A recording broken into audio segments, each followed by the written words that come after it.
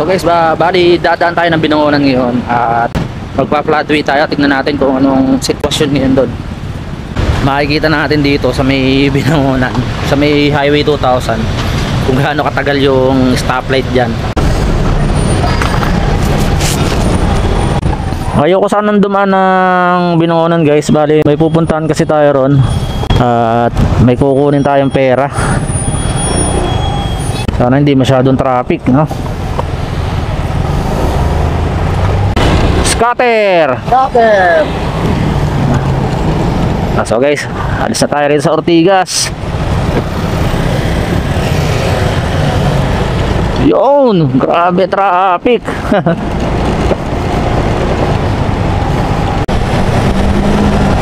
Sana umabot yung battery natin sa ano, sa may Binangonan.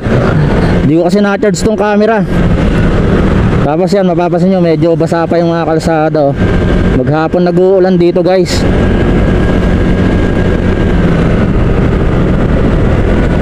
Pag mga ganitong oras dapat nakaalis ka na ng office para hindi mo masabayan yung mga nag-out na mga nakakotse.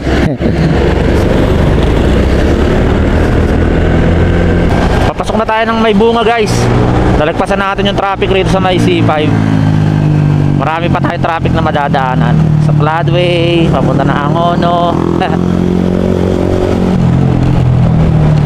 Maaga tayo nakalabas na opisina kaya konti pa lang yung mga sasakyan na makakasabay natin.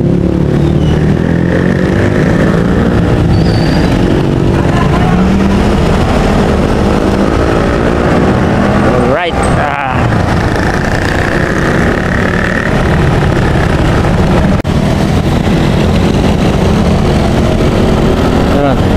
So guys, sa floodway na tayo, no?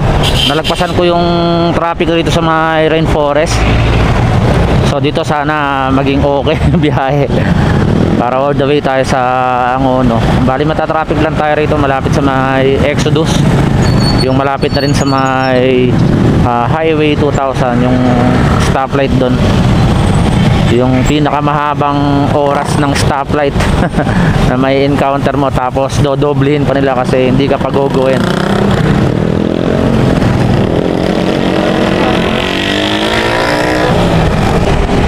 Dito nakakatakot humataw guys sa floodway.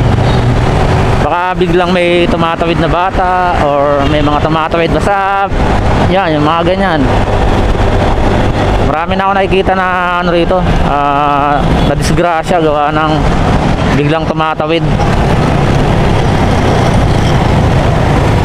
Dapat talaga ano rito yung may bantay lagi ng mga tanod. Kawawa ka rin dito kapag nakadisgrasya ka.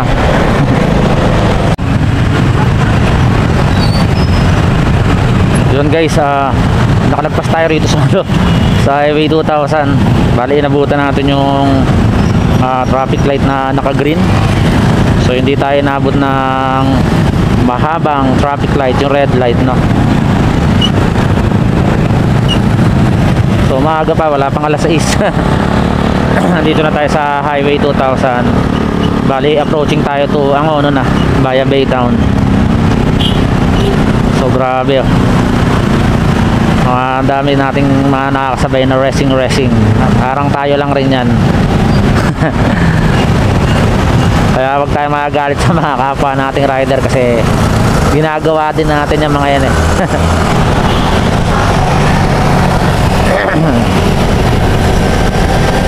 Hataw Floodway Exodus.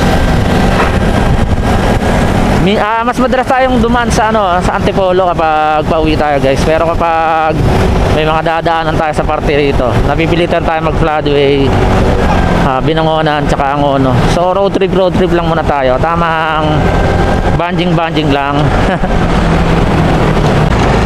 So guys, ang tagal-tagal na nitong kali na to, hindi mabuo-buo ito. Ayun, tulay kasi yan dito nagkakaroon ng bottleneck gawa ng ito, sinisemento pa. Pero pag nakalagpas ka na rito all the way to Baytown na yan, Angono. Lalo pag umaga guys, na experience ko, dumaan ako rito. Sobrang traffic.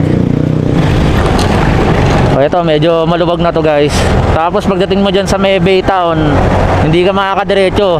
Kaya kailangan pumasok ka sa may kanan para maka-access ka papunta ng Kabayanan ng Angono. Ano, bibilis ng mga naka-NMAX. Ayos lang yan. Tayo tamang 60 lang tayo.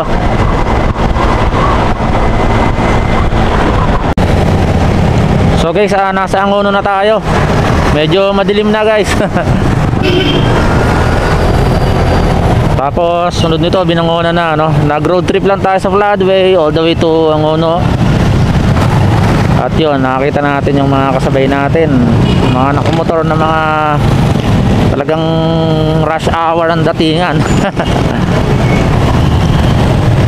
So ito na. Approaching tayo sa highway ng Angono. Tapos SM yan eh. So ito na guys, yung highway. So guys, hanggang dito na lang yung video ko. Maraming salamat sa mga sumama sa akin. So hanggang sa muli guys. This Korean Motovlog, ang niyo pong lingkod.